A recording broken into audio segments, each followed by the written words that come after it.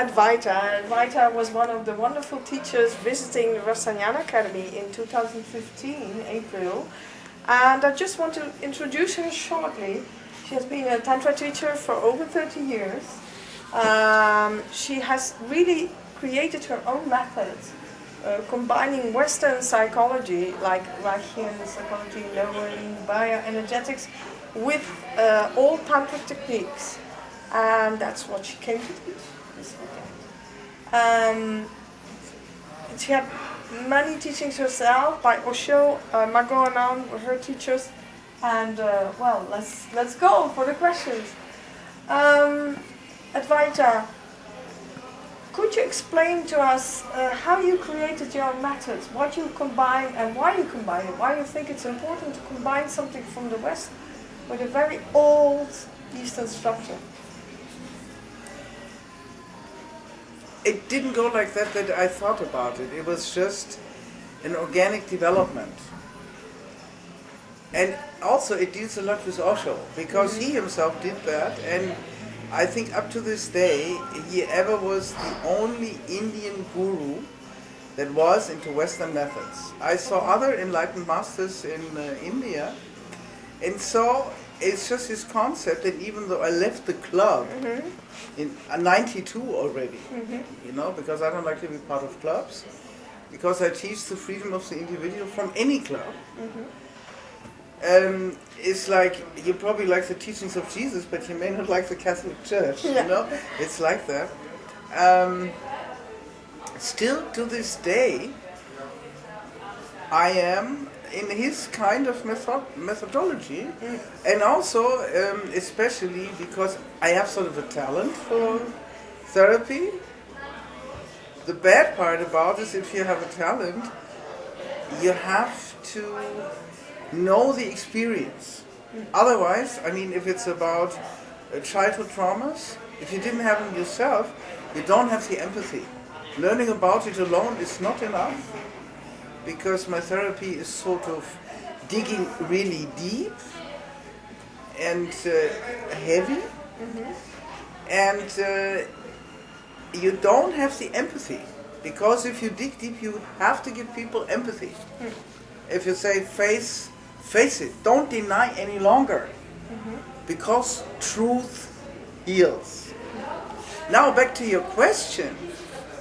There are sometimes stories that are so heartbreaking that I've discussed this with my own team over the decades very often. Now in this case, wouldn't it be better to not dig deeper?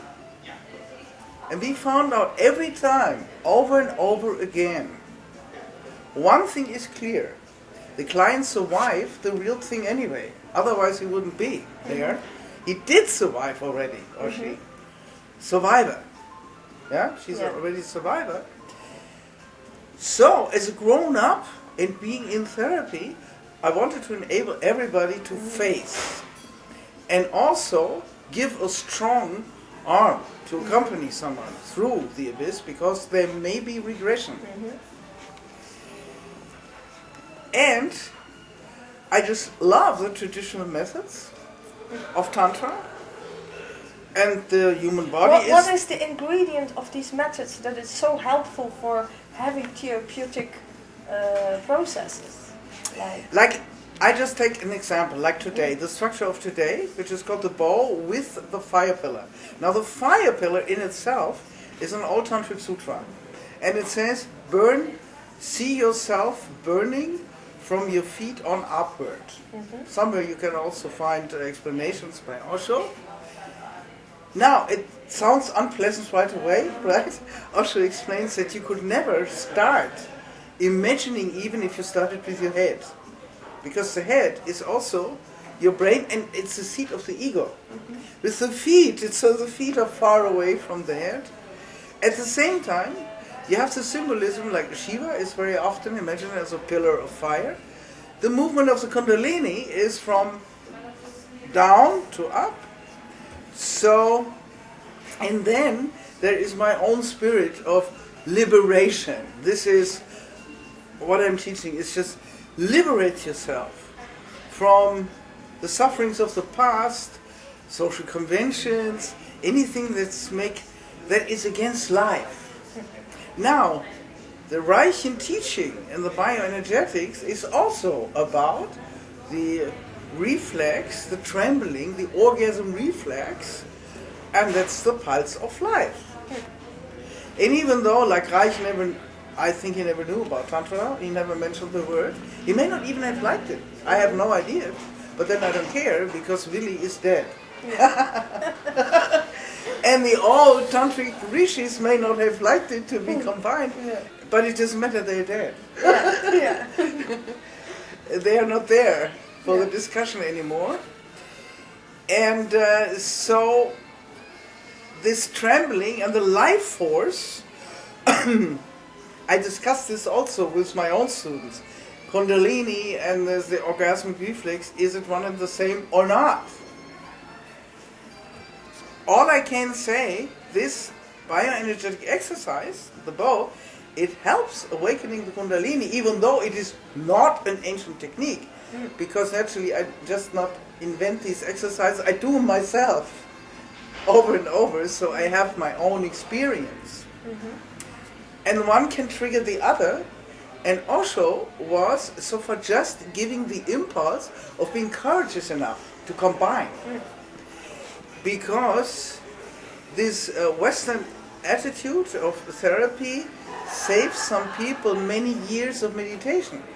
They may then use that meditation and still meditate, but they come to another level. Faster. Through working through their problems and shadows. So bodies working through the shadows, and not and the other aspect of not only letting them go, look and let them go, like the Buddhists do a lot, but going through it. And this for me is the tantric attitude. Even though the tantrics didn't know about this kind of therapy, but going through, this I always thought is great. Not going around, going through. And also the non-dual aspect. Like even in Buddhism you say, you have the wrathful deities and you have the peaceful deities, and then you have the good feelings and the bad, the aggressive, the destructive. And then philosophers and Western people discuss like emotions and feelings, and it's a lot of semantics about it. Hey, if it's all one, there is no good and bad. And that thought is very frightening, and this comes from the Tantra. There are no emotions that are good emotions. I love you. Oh, you say something that humiliates me and I hate you. But why do I hate you? Because I love you. Oh, just a little anecdote comes to my mind. Decades ago, I have like love-hate thing, the oneness of polar aspects, because that's the deepest fascination that Tantra has for me. And away with the morals, where a priest tells you this is good and this is bad. This woman comes into the room, it's just some beginner's seminar, and there sits a man in the circle. And immediately she jumps at him and says, without any inhibition, I hate you, da-da-dum. So anyway, they stayed together. Afterwards they were together for 12 years, they married. So I said to her, she wasn't even beautiful, I remember that too. I said, and they both turned to me, and the man says, Advaita, she comes in here and she tells me immediately, I hate you. What did I do to deserve that? And I said, it's just another way of saying I love you. Both looked at me and I said, well, it's an energetic connection. Hey, sometimes hate is even stronger than love. And without me saying anything further, after the weekend, they came together. They married for 12 years. Now, this is just a little funny story. Anecdote, yeah. I mean, after 12 years they separated, but 12 years is a lot, right? Yeah, it's a very long time. For instantaneous hate. Yeah. So why not combine young and old, young methods, old methods? Because there is no young and old. Exactly. If you have a good method and it touches the life force, it works. Why shouldn't it work together? So this is why I create these things. And also I just love, first of all, contrast and then the connection. In my music too, contrast. Wagner, the Rolling Stones, Zimmer, that the nervous system has this impulse or polarity. Oh, I'm falling away. Oh, I'm so sad. Oh, I do. This is what this exercise is about. Action, polarity, accepting. Both is true. So, if there's old wisdom, I also said to the students this weekend, always have respect for old wisdom, but never too much. Be open for the new. So this So is my process of invention, but this is only after a minimum of studying both 8 to 12 years. Like I would encourage anyone to be creative, but not too fast. I mean, first you have to know. To really experience. To what you work with. In theory and practice. Before you invent, I mean, a big structure like this. Yeah, I understand. Yeah. For you, it's you very... don't fool around No. with those forces. This is what I mean. Yeah. It's not a la-di-da. You're one of the few tantric teachers who really addresses the shadow, the Kali energy, as we say in Tantra. Yeah. You find that extremely important. You work with the extreme rage, extreme sadness. Why is it you think that for most tantric teachers this is not so much the subject of their teaching, or is not something they feel drawn to, and also for many tantric practitioners? And it is important, is it? It is important for your development as a human, but I don't want to talk about any particular tantric teacher, because I honor a lot of my colleagues.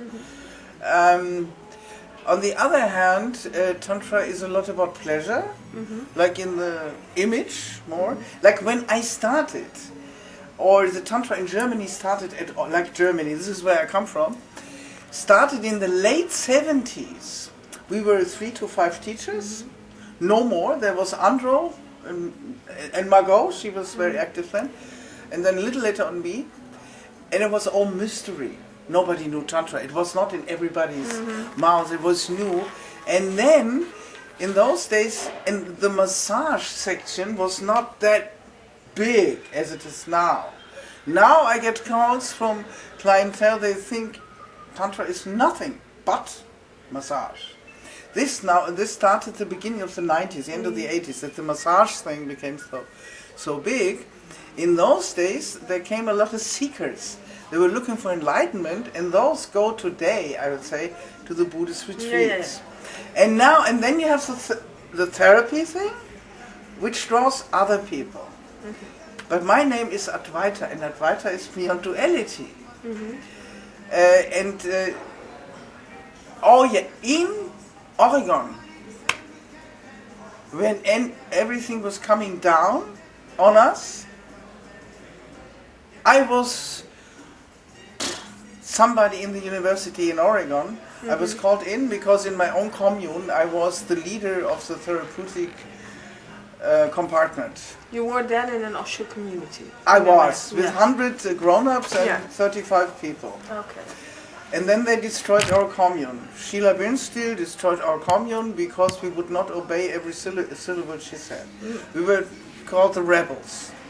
And we had a wonderful castle and peacocks and businesses, and we were just starting to get even, like we had a lot of debts. And I made a really fast career inside the ashram. So I was called there, and then I was told, Advaita, you are not transcendent for the master. You thrive on negativity. Okay.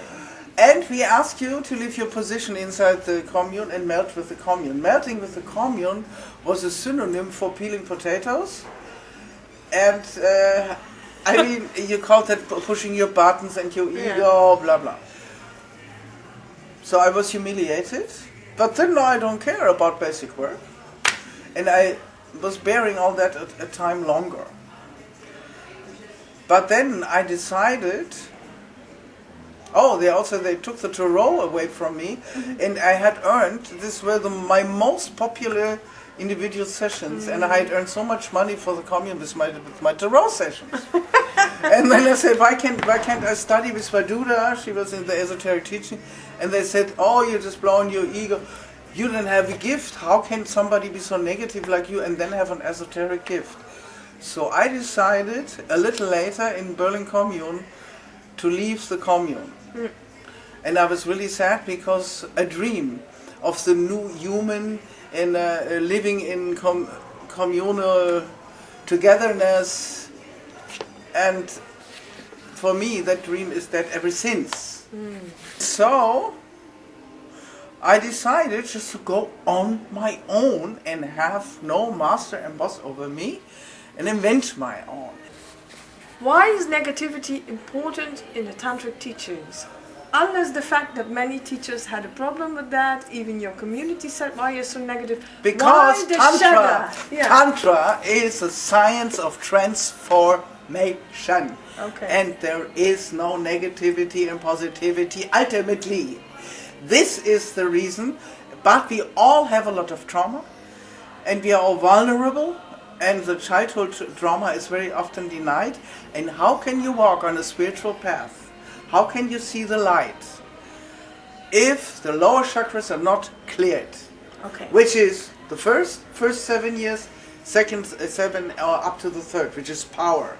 How can you go for light and love if you have not penetrated your own greed for power and your own revenge for all the subconscious revenge that you have if something bad happened to you and something bad happened to everybody.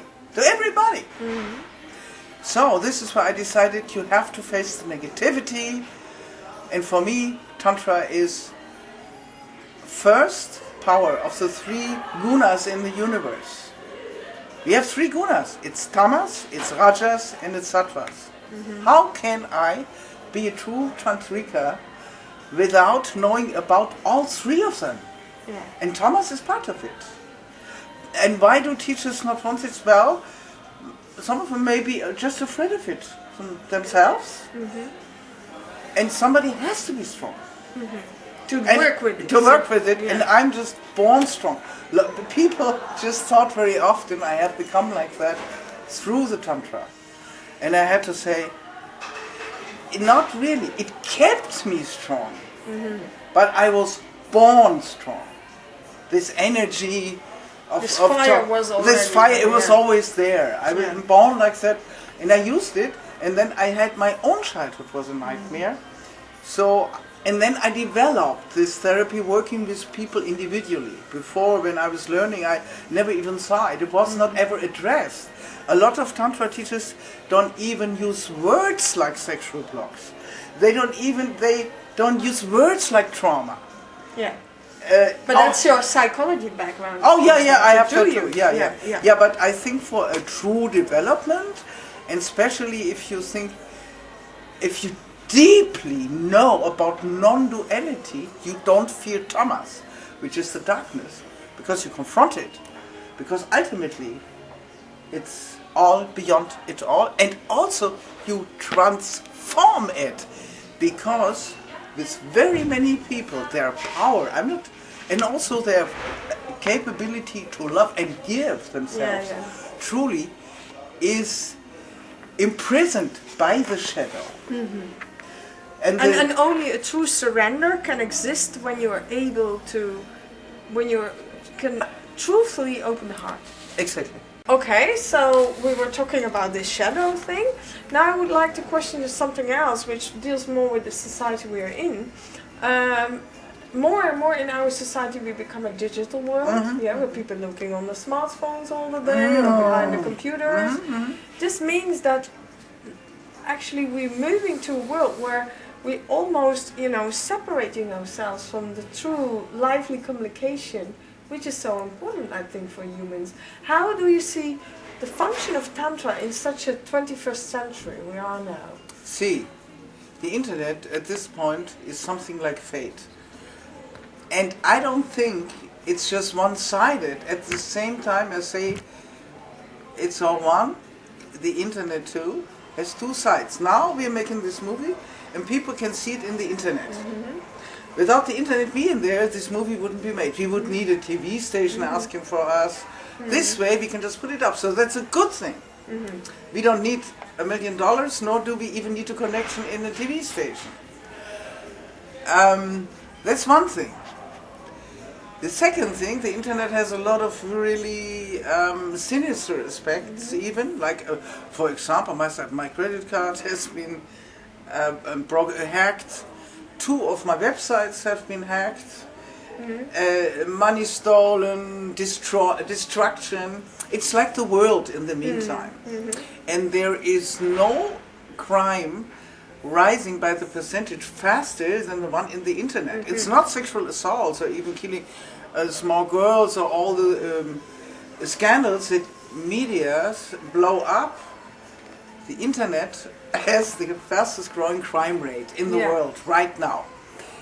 And the other hand, is the first thing I learned in Tantra was the non-verbal communication. The warmth of my hand in yours. What happens because we look into each other's eyes. The eyes are the doors of the soul.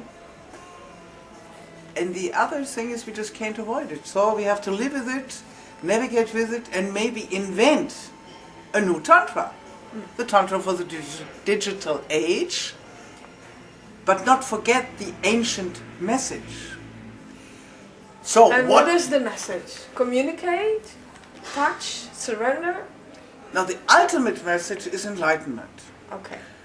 So, and the internet is creating an addiction, and it's the ultimate message. And there are a lot of messages for every chakra. Tantra says enjoy life, and you don't have to stay away from anything. Not from good food, not from your desires. Tantra says trust your desires. Yeah? Which something with Christian religion or other religions are telling man, don't trust yourself. You know, because this is not godly. You're sinful. You're sinful. In how many ways? Now Tantra says you're not sinful. Your desires and your needs are great. And ultimately it goes for enlightenment. So and that enlightenment happens inside myself. The internet cannot help me. The ultimate thing, but even the guru cannot help you, because you can only help yourself ultimately. Yeah? Every true guru would say, I'm just showing the way. A good therapist would say, I can support you, I can show you, I can be with you, but you have to do it. This truth always stays. So that's an eternal truth. Whatever the internet is, if it's an obstacle, overcome it. Turn it off. And how do you see that many people who get addicted now by internet porn or websites or webcam girls? Okay, that's a problem of addiction, and that has been all there. Ever since there is alcohol, nicotine, joints, crystal meth. You can get addicted to anything, to work, to food, you get fat, you overwork, you get sick. So you can get addicted to the internet, and there are already therapies for that. So what else can we do? You know, because the internet will not go at this point. I even see, I read, and I always also read the enemy. You know, always I read the people, reading the books. So do your housework. Read Ray Kurzweil. Read about singularity. Watch the movie Transcendence, because this will come, and it has been done by internet prophets. The symbiosis of man and machine and the whole robot thing, and those are things that scare me. I'm worried about, but then I'm a grandmother, and grandmothers are always worried about, and they always say it was better the old days. When the car was invented, people thought, the car. Still, people die for car accidents, but the car will not go away, because there is a dynamic in human history. Yeah. So we have some use of the internet, so it should stay. Yeah. Just because it can be done, like the atom bomb, it was done just because it could be done. So we have to live with whatever if we are modern people. And naturally, I don't think I'm addicted to my smartphone. I even say my mobile phone. Very often I don't even have the apps on. I just do simple stuff like SMS. Okay, so actually the modern times is not worse than the older times. No. Because duality will always be there. Good and bad in the same thing will always be there. And look for the opportunities, you say. Look for the opportunities and be aware of the dangers. Don't be a child. There are always dangers. I just said with a knife. Simple stuff. The knife can cut the bread. It can kill a person. Some people are killed by a knife, but we cannot put the knife away because we need the knife for cooking and cutting our bread. And same with internet or the car, you know, or machines. I mean, when the new times came, the industrialization, there were lots of articles about what will happen. I don't want to be that way. Because I also teach the acceptance of the unevitable. You know? And but never be blind. Be aware of dangers. Turn it off, the internet. I mean, in the 70s we were complaining about TV. Nobody complains about too much TV consumption anymore. You know, and there were lots of songs and articles and how stupid we all get. Sometimes I watch a lot of TV, but I do it really selective. I watch documentations, I watch science. Sometimes I want entertainment, but I watch all these documentations that when I argue with people over politics or science, that I know things. And is it then important that actually it all deals with awareness? When you're aware, you make better choices. Conscious of what you do, anything you do. Anything. And don't look back always. But don't look ahead like a child that this new thing will... It doesn't change the basics of life. And that is always love and death. Even with the internet. My last question for you, Advaita. We started a tantric university in Western Europe. And I know that you also had this as a kind of dream, that something like that would come. What would be your vision, your advice for us? What is important doing this? And is it important? I think it is very important. You and I, we met on a conference. We wouldn't be here. The people meet is really important. In my vision, it was also a castle, and there was a lot of money, and I had all these ritual rooms in all the colors, in true jewels, a red room in rubies. You know, I mean, you can dream a lot. For that, for this vision, I would need, I don't know, maybe $1 billion or something. But this is the material, because I love ritual too. And the jewel, and well, the fantastic. Because Tantra is also a fairy world. I mean, because we are all gods and goddesses. So we deserve this. It deserves the fantastic. So it's also for me the bridge of the plane, the here now, the reality, which I would never deny, because I don't deny the darkness. But why not go for the stars? Go for the fantastic. In my thoughts, I don't have to pay. I can imagine those things, and I would have those ritual rooms. But the other thing I would now, about meeting people, I think you should have in your conference, I would like to meet those teachers one of these days you told me about, because I have not met them. And what I would like is public podium discussions, like simple stuff, like you do in philosophy or science. You say, what is Tantra? Now all these teachers sit there, Sarita and me and somebody else. I would like to discuss with people that think different than me. About hard or soft, because for some people it's a question of principle, which is not for me, because I also have very soft sides. But then you have a character. Everybody should expand and also be maybe sometimes the opposite. That because it's also a role, and sometimes people creating that image of you, you fall in the trap and then you make money with that trap, I'm not always the strong woman. I can cry and I can be really soft. I once created a ritual which was only soft, about the valley orgasm, and it was very interesting. But that's another story. I like to meet people, and that the people that practice and that are accepted as teachers discuss in public. This, I think, is important. But then I tried that myself, like with Andro and Peter Schritter from Skydancing Switzerland. Many years ago, we tried to get together a conference, a podium discussion. It was very difficult, it didn't happen. This was another one of my wounds.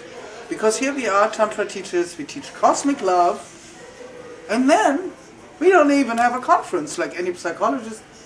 Any kind of people have conferences and pairs and meet and talk with each other. To make a discord, actually. To make a...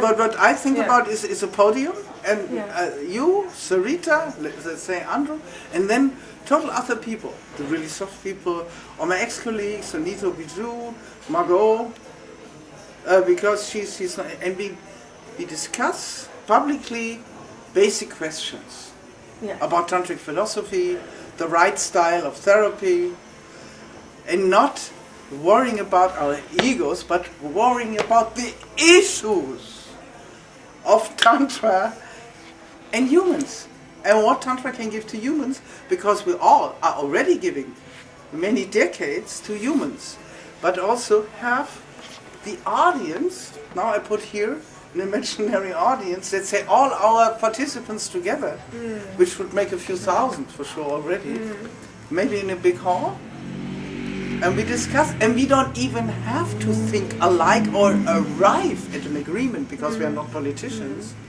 I mean, the Buddhists had the dispute in their old monasteries.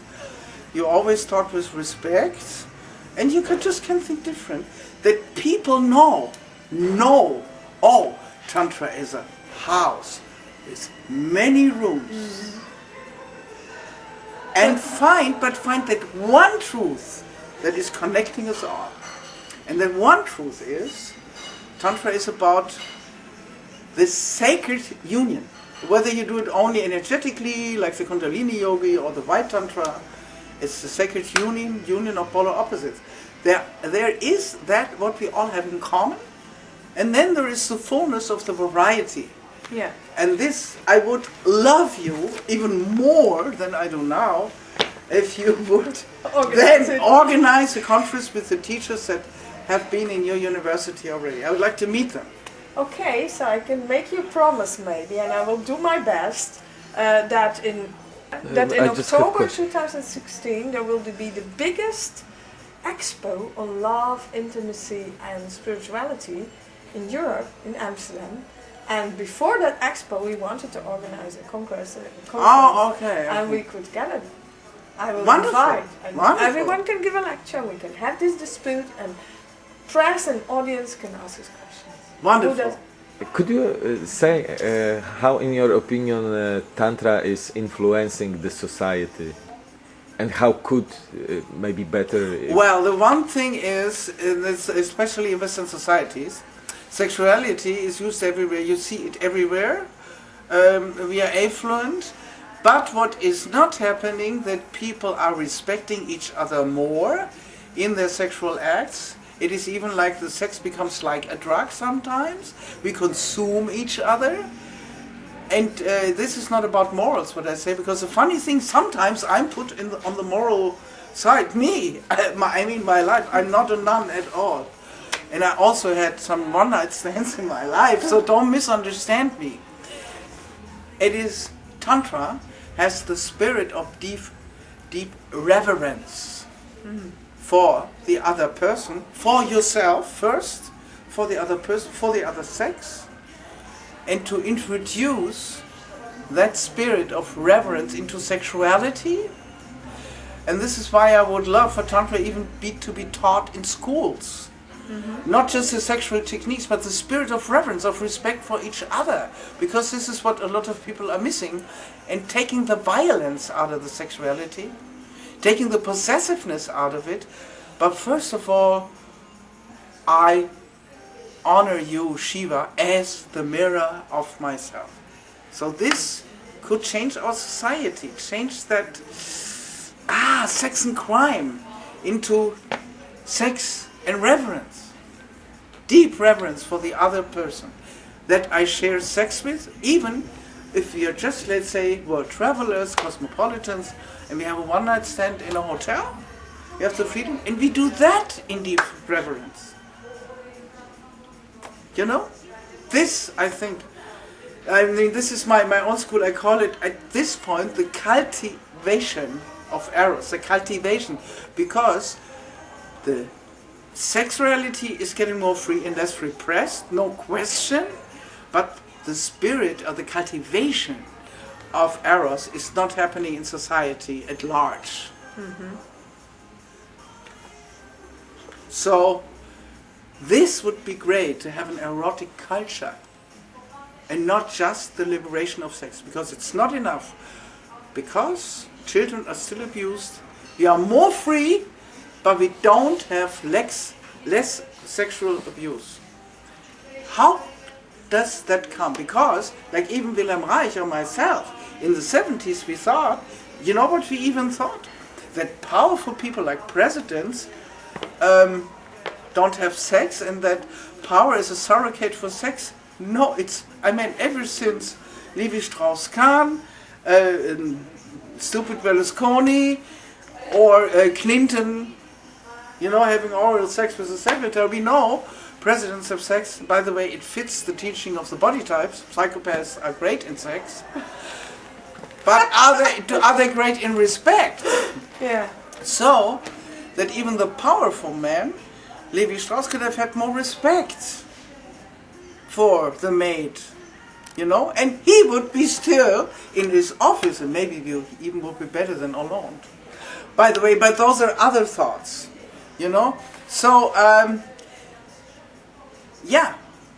the deep reverence and the respect for everything that's alive, and also in sexuality. So I try to, even if I have a lover from somewhere, he doesn't know about Tantra, I don't initiate all the time. I don't even like to be the teacher if I just have a passing pleasure. But in my heart,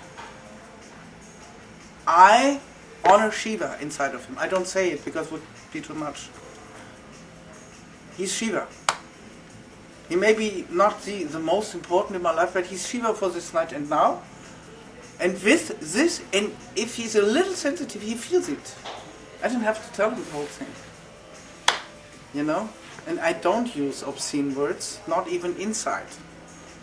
Because the language he uses, inside, thinking about things, talking about things, it's a world. To me, it's a world already. And I have more sublime pleasure.